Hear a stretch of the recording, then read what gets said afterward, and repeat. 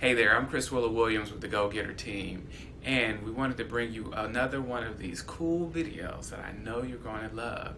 And here's a big question a lot of people ask: should I get a survey on my property? And my answer to you is, it really depends. And the two measures I use is, when was the house built and how much land does it have?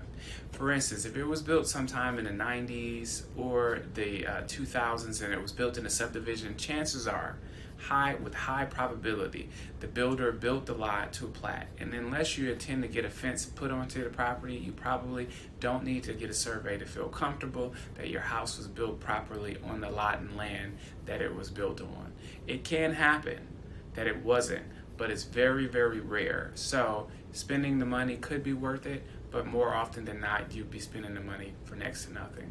Now, the other side of this is if the house was built a long time ago, really old, or if it's a city lot, a city property. Sometimes in the 20s, 30s, and 40s, they were building property and they were not as litigious then, so people didn't sue as much if you built just a little bit across the property line or too close to the property line. So you may want to take a look just to make sure you know where your lot lines are, and make sure that there's not a piece of property that's on your line when you're buying the property, because you never know how that's going to play out later on when you go to sell it.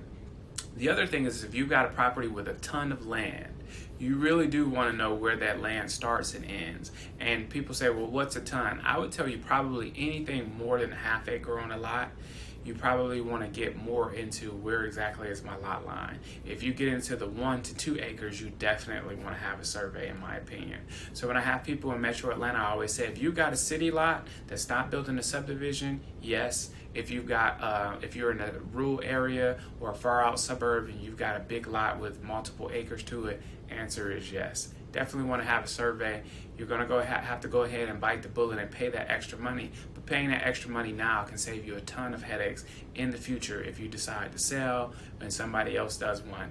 You want to know now. Do your due diligence for sure. If you got more questions about this, please reach out and get in contact with us.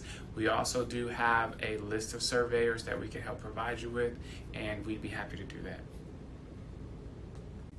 Get the 411 on all things real estate. Like, share, and subscribe to our channel for more content.